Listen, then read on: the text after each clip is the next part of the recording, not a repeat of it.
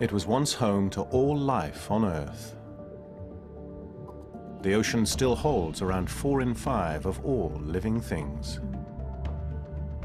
Much of its vast biomass lives in depths that have been beyond the reach of humans. Until now.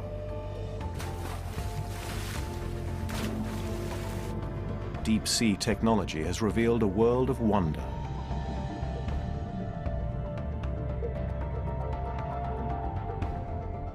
A world where exotic creatures thrive in extreme conditions, where life should not exist.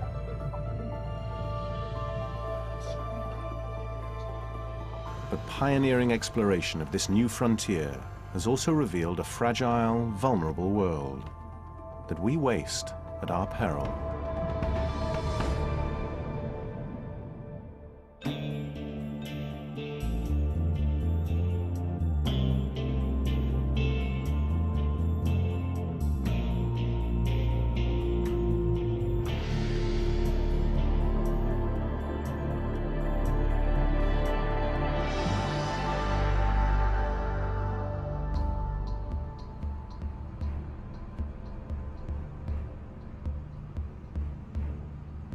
This is a voyage into one of the most remote and inhospitable places on the planet.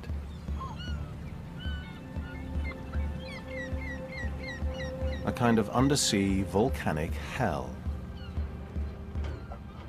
Biologist Verena Tunnicliffe is one of the few to venture below the waves to the so-called Pacific Rim of Fire.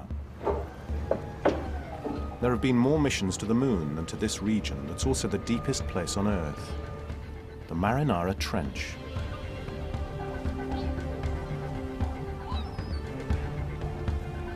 The mission set out from the island of Guam, another product of volcanic activity that continues to boil away in a different part of the Pacific, kilometers under the surface. We targeted the subsea volcanoes along the Mariana Volcanic Arc. And I think the most amazing thing that we came back with was that everything was new. We've seen a lot, my buddies and I, going out to sea. And it was like going to sea for the first time again.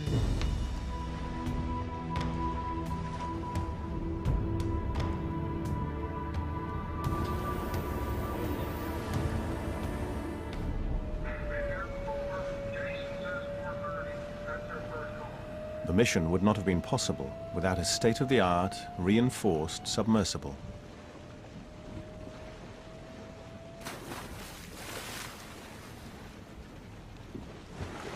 It would have to withstand pressures that would crush an ordinary submarine, yet still be able to deploy sensors and cameras controlled from the mothership, floating kilometers above.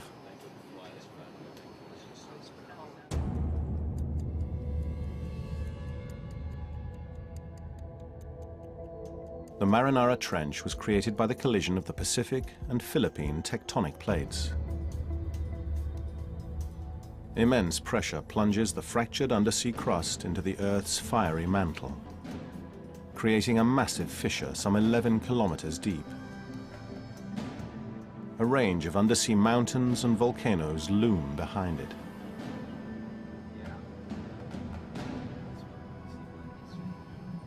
The peak of one of the tallest seamounts towers just 400 meters below the waves.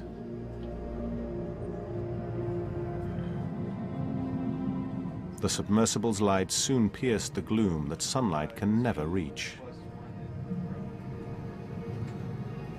Ooh, wow. We're disturbing all the crabs, all the squat lobsters that are around the bottom, and look at that. That's just a snowstorm of these crabs. And now they're all floating back down to the bottom, parachuting out of the sky. The real surprise was yet to come. Oh my God! Almost half a kilometer below the ocean, another bizarre sea of molten sulfur. This boiling, toxic sludge should kill. There's a flatfish down there. He doesn't care. Having adapted to thrive in crushing water pressure, Oh, look at the him! flatfish also seemed at home on a 200-degree vent of boiling sulfur.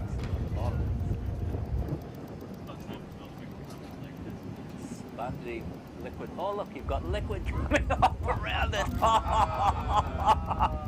You nailed it.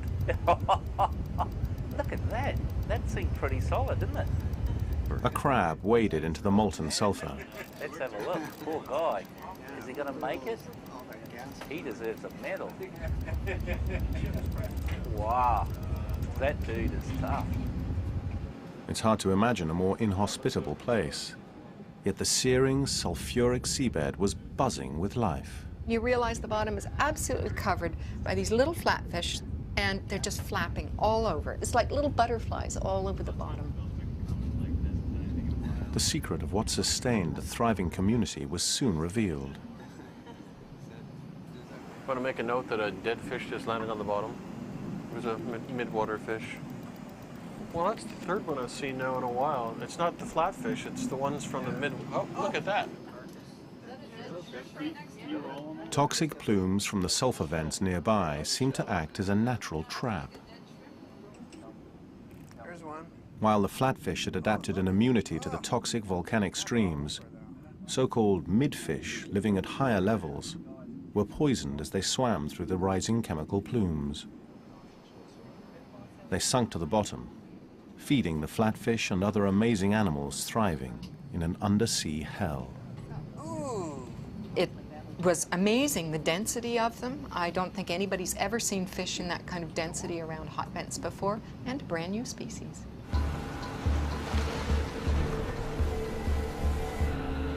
The researchers surfaced with new species to add to a census of marine life. It's a list that's growing longer as deeper, more remote crannies of the ocean floor are explored. Eocarnelasmus represents the most primitive living belanamorph. But that's not what this guy is. The expedition continued along the so-called Rim of Fire, a chain of undersea volcanic mountains created by the collision of two tectonic plates.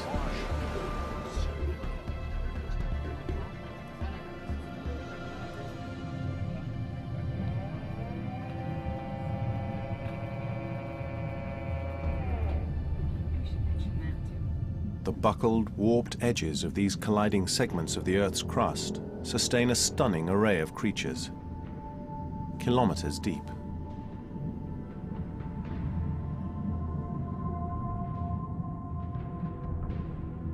Every volcano we went to was something different, a different community, a different set of chemistry, a different set of conditions, a different behavior in the volcanoes, and new animals and new communities everywhere.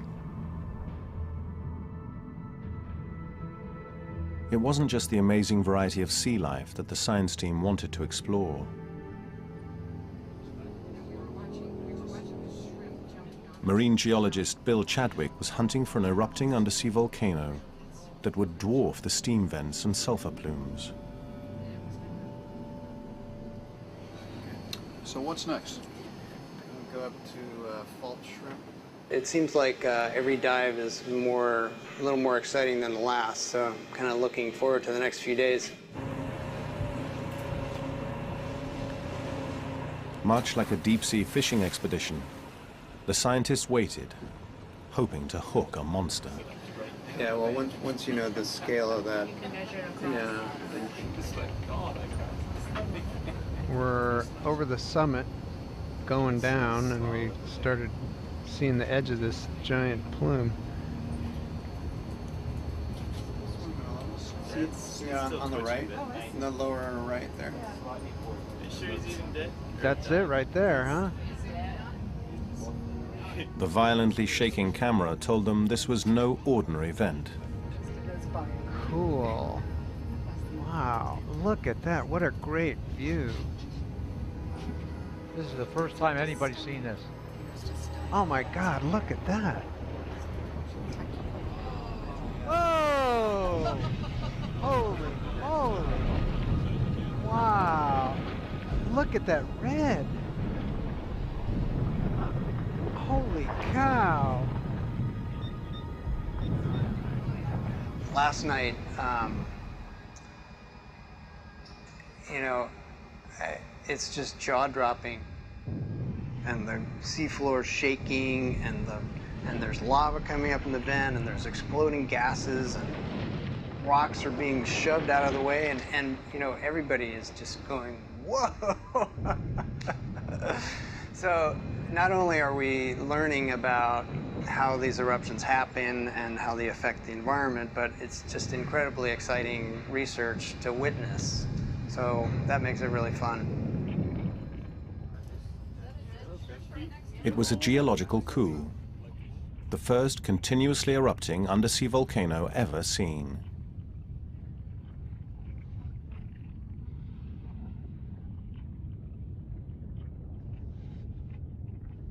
Biologists were also treated to a new discovery.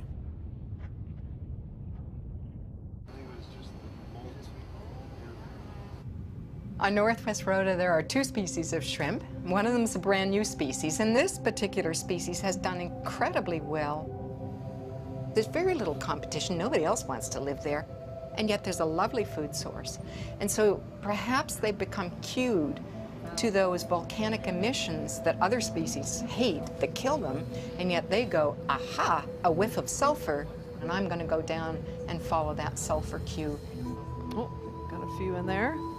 It's a nice big fat one on that rock there.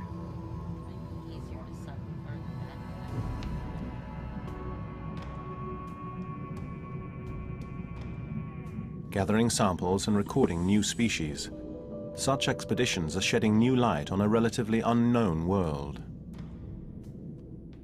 Undersea mountain ranges may play a vital role in supporting marine life. Vibrant ecosystems are often found where seamounts extend near the surface.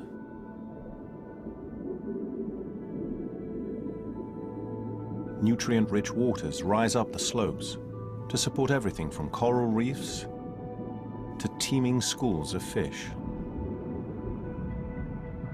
It's a process that's still poorly understood. We know more about outer space than the perpetually dark, crushingly pressurized domain of our deep oceans.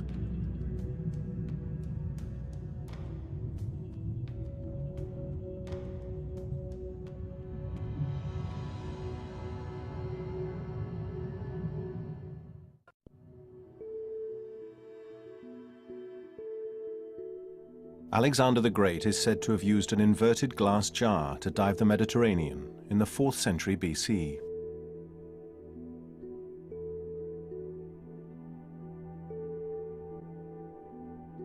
Open-bottom diving bells were still being used well into the last century.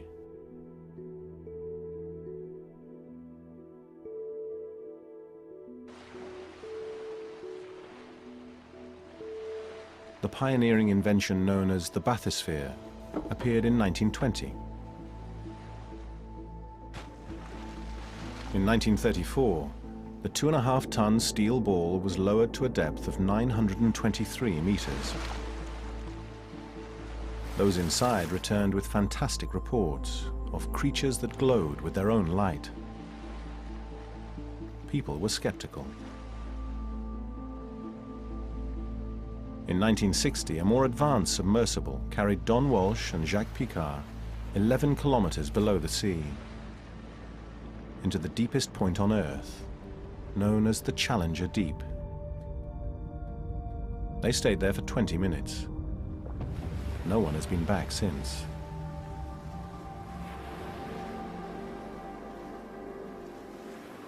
That remoteness, that inaccessibility has served to protect the ocean from a great many forms of human perturbation. And it means also that we seldom appreciate how significant it is in the ecology of the whole planet. And it's home to the largest animal communities on Earth, largest in terms of number of individuals, largest in terms of number of species, largest in terms of biomass. Most of the animals on this planet live in the deep sea. Scientist Bruce Robeson has been studying deep-sea fish since the 1970s. I had been sampling the oceanic water column with nets the way a century's worth of my predecessors had done. It occurred to me that any self-respecting desert ecologist or forest ecologist would never attempt to describe the desert or the forest without ever having been there, and yet that's what I was doing. He hitched a ride on the Alvin, the first modern research submersible in 1974. The dive itself was a benthic dive. We were working on the seafloor, but in order to get there, you have to pass through the water column. And I kept turning on the lights, and the pilot would say, "Turn those things off. We need them for working on the bottom." But I wanted to see what was going by my window. I was thunderstruck. There were so many more animals than I had ever imagined, particularly the gelatinous forms. They were all over the place. They were really abundant, and they were zipping around and moving and swimming and showing all kinds of active behavior. Again, something that I was unprepared for. He still spends around 50 days a year at sea, studying the creatures that live more than 200 meters deep. As I used to say to my students, there's only so much you can learn from a dead fish. There's a great deal more to be learned by entering the habitat, seeing the animals in their natural environment.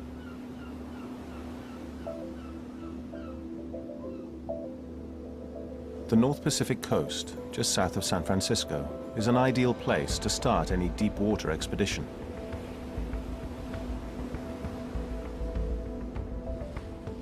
The ocean floor plunges down from the shoreline. Marine life also flourishes along the coast that's part of a protected reserve.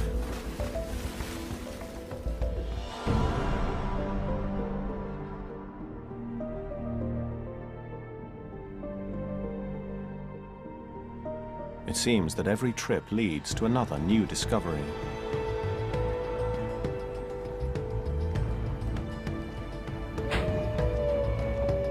Compared to the early iron spheres and submersibles first used to probe the deep, modern-day explorers have state-of-the-art diving and imaging technology at their fingertips.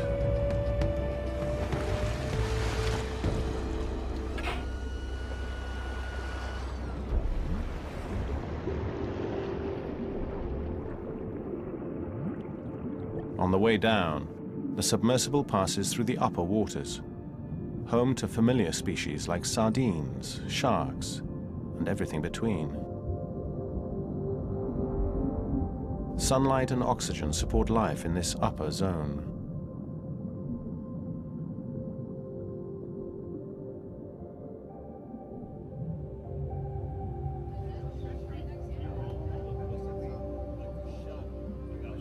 At a depth of around 200 meters, the mesopelagic, or mid-water zone, begins. If any sunlight does exist, there's not enough to see or support plant life. Without any light from the sun, creatures down here make their own. Bioluminescence is apparent in animals throughout the water column. But as you go deeper, bioluminescence becomes more and more important as the only means of communication that we're aware of.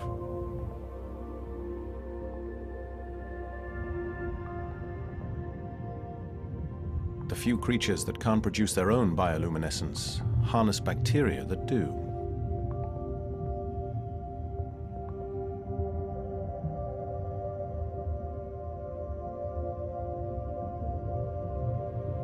These spectral animals don't glow in the dark to see where they're going, but use light to communicate. Flashes of light are used to emit a welcome or a warning to stay away. Certain species of shrimp can even vomit a bioluminescent irritant that temporarily incapacitates an attacker.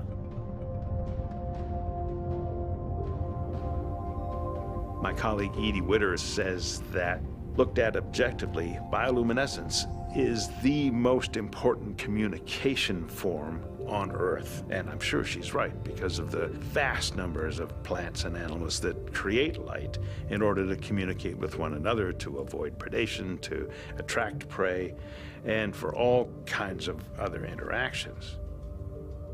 In other words, more creatures use light to communicate than all forms of sound put together, including the vast array of human languages.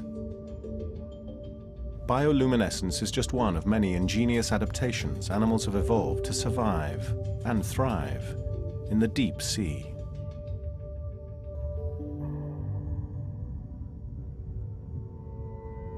Some 600 meters down, the capture of specimens like this vampire squid helps researchers make sense of a world that's still relatively unexplored.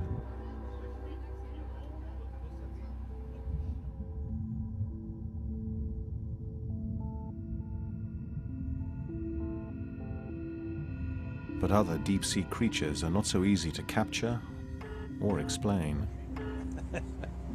Definitely. Possibly the longest animal organisms on Earth, siphonophores are carnivorous predators, but so delicate, they disintegrate when netted or grasped. The largest siphonophore we've ever measured was 41 meters in length. Siphonophores are gelatinous predators that send out a curtain of tentacles that will capture anything that happens to blunder into it. They are unusual in that they're colonial animals. It's a colony that behaves like a single organism. They're made up of multicellular individuals that work together, although each has a specialized function. A siphonophore is like a cooperative made up of thousands of conjoined twins, each designed to perform a specific task. Like ant colonies, there are specialized individuals who have particular functional roles within the community. There are propulsive units. There are individuals that are reproductive elements. There are individuals whose role is to catch and digest food.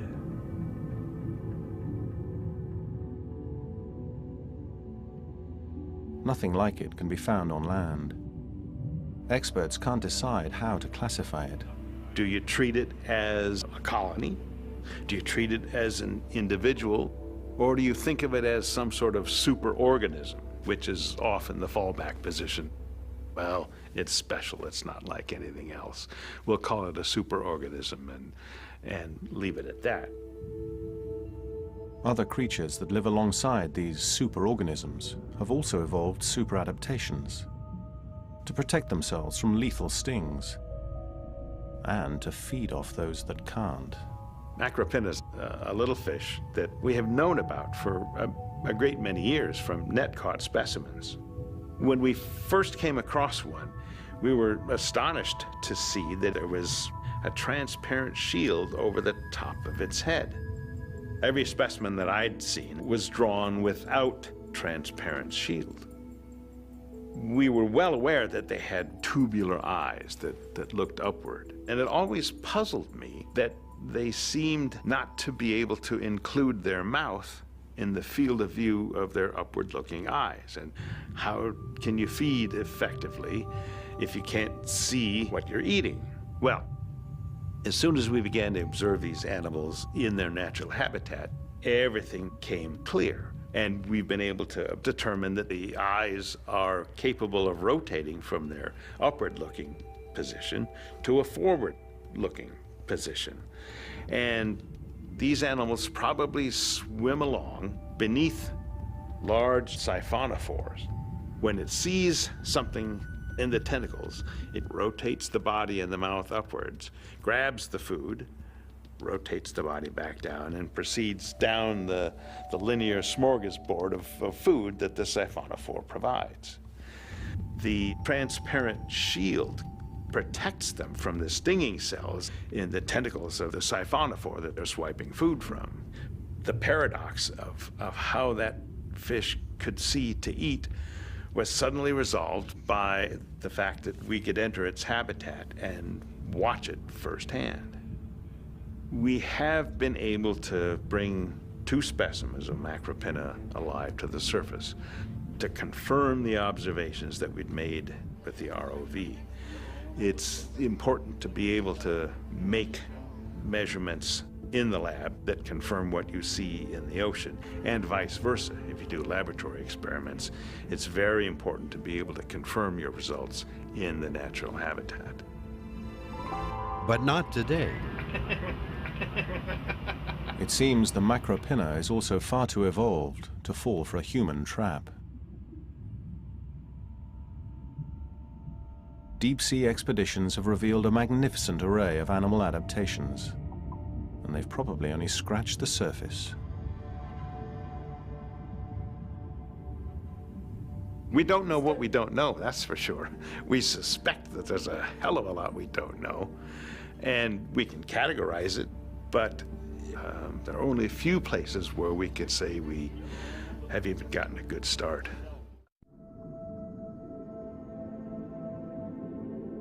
Until recently, deep-sea fish were out of reach of commercial fishermen.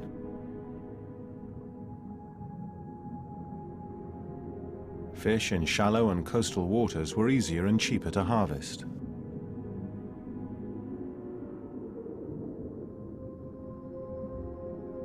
But when these fish became scarce, trawlers looking to make up the shortfall steered a course for deeper waters.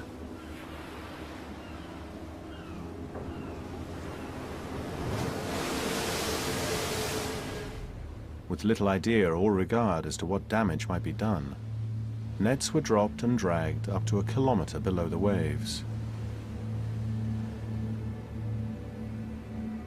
On the seamounts off New Zealand, deep-sea fishermen struck gold, or orange, to be exact. Science had known about orange roughies since the late 1800s, but basically they lived undisturbed for many millennia until the mid-1970s when they discovered orange roughy in New Zealand waters on the East Chatham Rise. The orange roughy was an excellent commercial catch. Its mild white meat stayed firm when thawed after freezing, and there were no restrictions or quotas.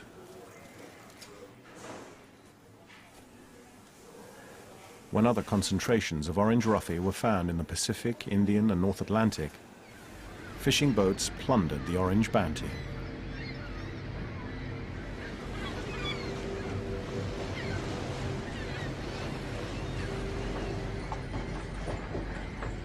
So many were caught that supply exceeded demand.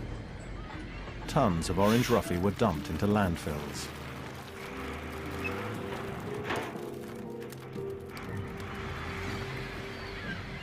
Then, suddenly, the bounty dried up. Catch rates plummeted faster than anyone expected.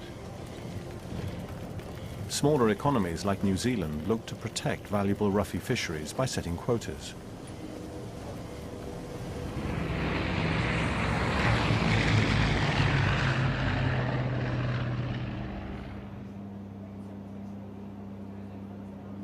Air patrols were deployed to enforce protection within national boundaries.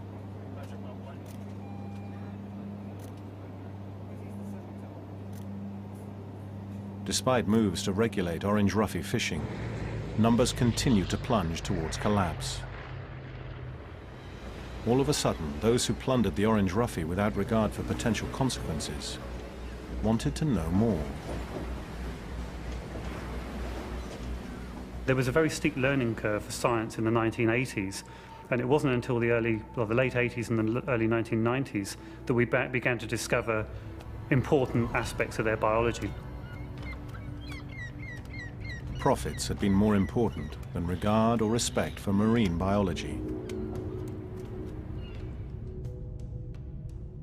Almost nothing was known about the orange roughy, except that it congregated around 1 kilometer deep.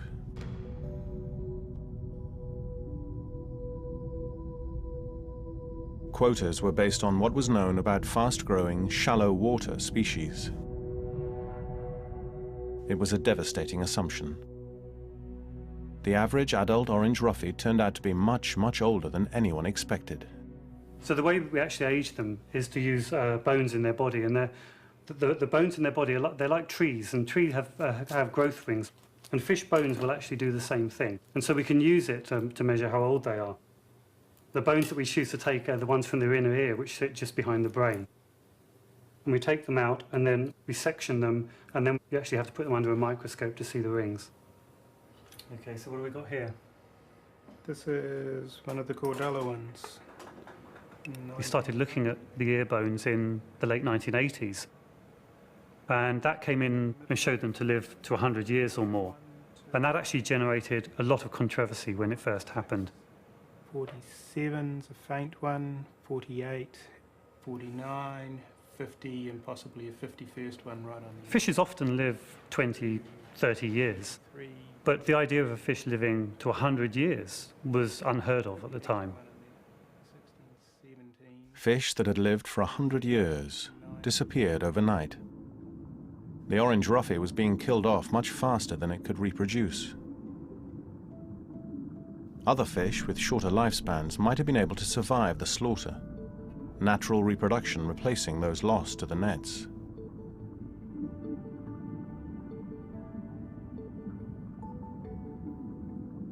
But the long-lived orange ruffy could not reproduce and grow anywhere near quickly enough. Populations collapsed, fished to extinction.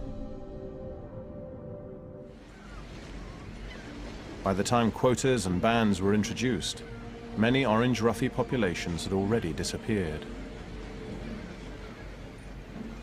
The Australian fishery is effectively closed. There's one small fishery remaining. The Chilean fishery is closed. The EU are planning to close, I understand, planning to close their orange ruffy fishing from next year. The Namibian fishery has been reduced to a low level. So the New Zealand fishery is continuing, and in a way it was the first, and it looks as though it may well be the last remaining substantial orange ruffy fishery.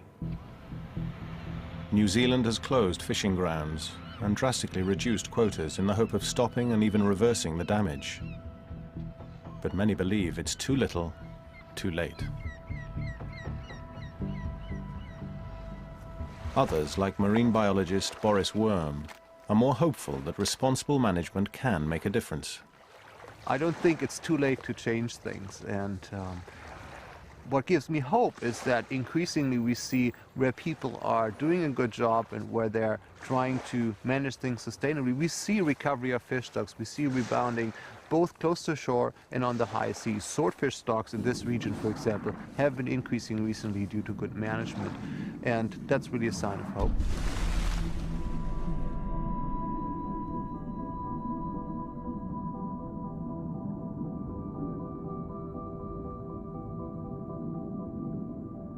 But he's also predicted that the ocean could be fished out by the middle of this century if existing stocks are not protected.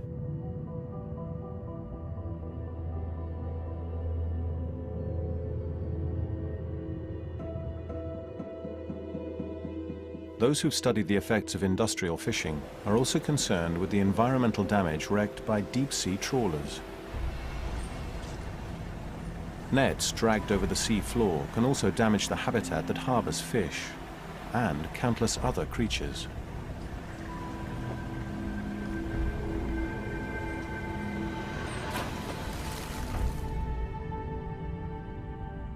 Deep-sea fish like orange ruffy stay close to the sea floor and the slopes of seamounts.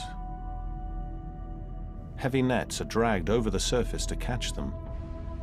Researchers have documented the damage such fishing does to the marine habitat. Live coral, live sandy sediment down the base. Coral rubble, some Gorgonian corals to the left. The orange ruffy just hanging motionless. The fishing gear used for orange ruffy fishing at those depths weighs about 3 tons. So the impact on fragile fauna, on vulnerable fauna like corals and sponges, is considerable.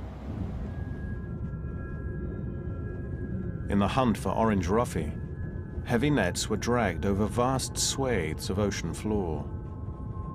Yet nobody knew what else the heavy bottom gear was destroying to get them. The difference between fished and unfished seamounts is very strong. Where seamounts have been heavily trawled by heavy bottom gear used in orange ruffy fishing, the corals, they do get damaged and impacted heavily by the commercial trawl gear.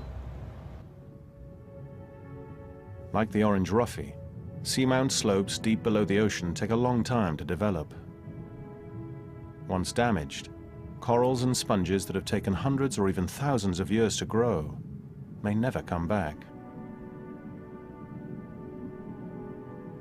Undisturbed for millennia, these corals and sponges have never adapted to change. Our belief is that these deepwater coral reefs have developed over thousands of years. The growth rate of those corals is very slow. We think it's only millimetres per year. So any recovery, if in fact it can occur at all, is going to be very, very slow.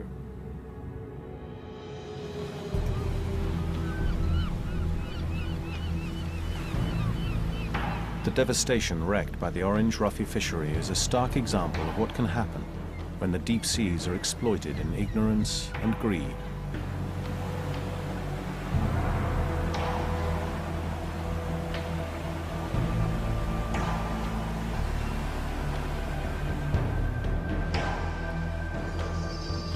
It turns out that the ocean is a complex, three-dimensional world.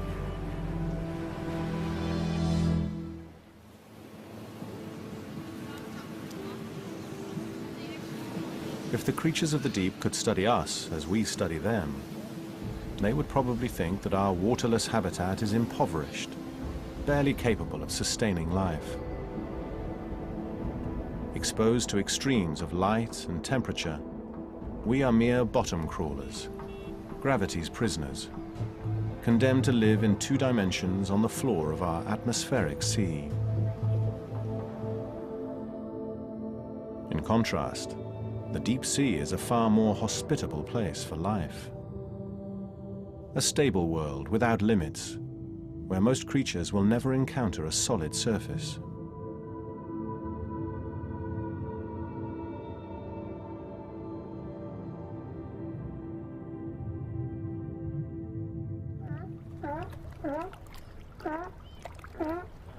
Safety harness is secure. Safety harness secure. A few broad-minded terrestrials have grasped this essential difference between our planet's 2 worlds. Okay, we're good.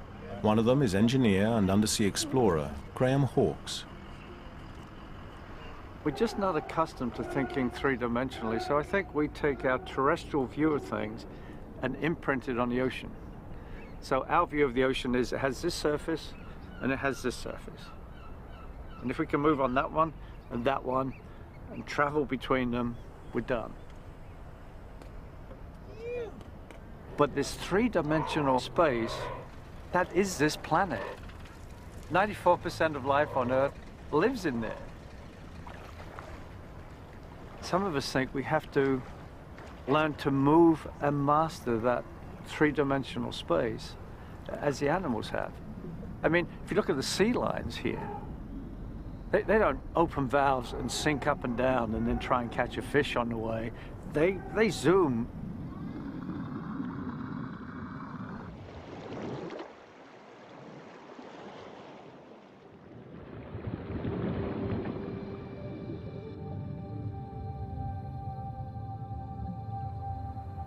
We need to fly in that space the same way that we have the freedom to fly in airspace and the freedom to fly in near space.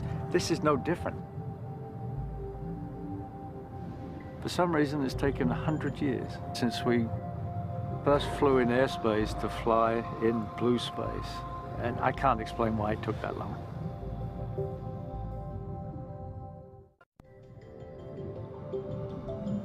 The so-called Super Falcon submersible is one of many designs created by marine engineer Graham Hawkes. To truly appreciate and understand the ocean and its inhabitants, he believes we have to be able to move like them, gracefully and gently, without blinding high-powered lights and deafening motors. But in the past, we've been so obnoxious, we've been painful to them. We go down with noisy vehicles, blasting out light that are going to damage eyeballs, and we expect to see things. It's kind of silly. So, first of all, we worked on making that sub very quiet. And with these machines, we've been getting very close to animals.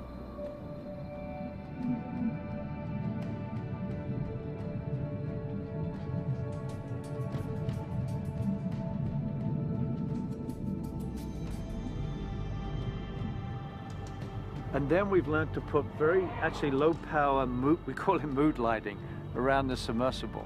So we try and probe ahead with lasers, and then we put the smallest amount of light out we can just around, so that anything we get close to, we can actually see.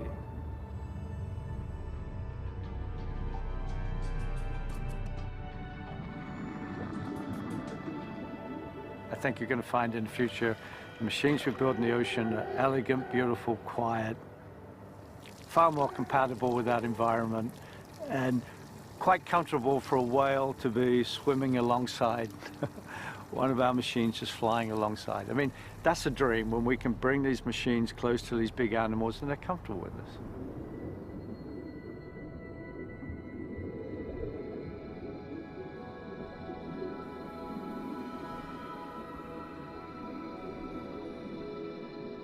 Such machines are designed to blend in with the ocean environment.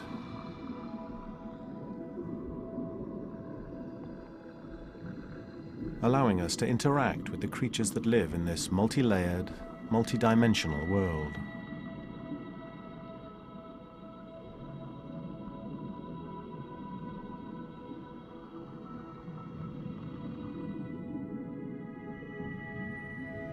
The vast ocean below the waves is still a relatively unexplored and unknown world.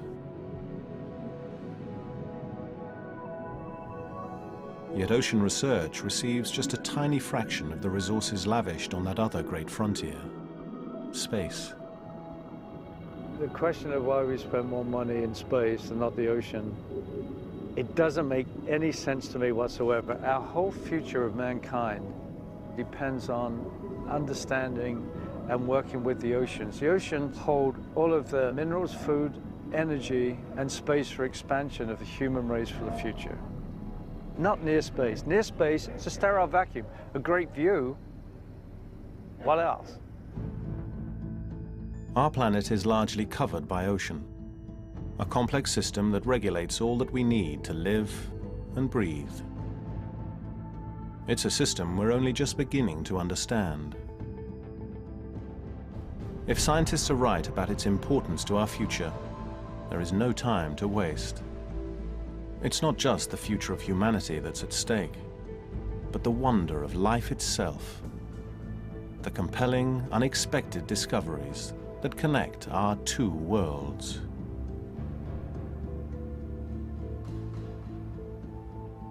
Several years ago, we came across a squid in Anasonics holding this enormous mass of hundreds and hundreds of eggs.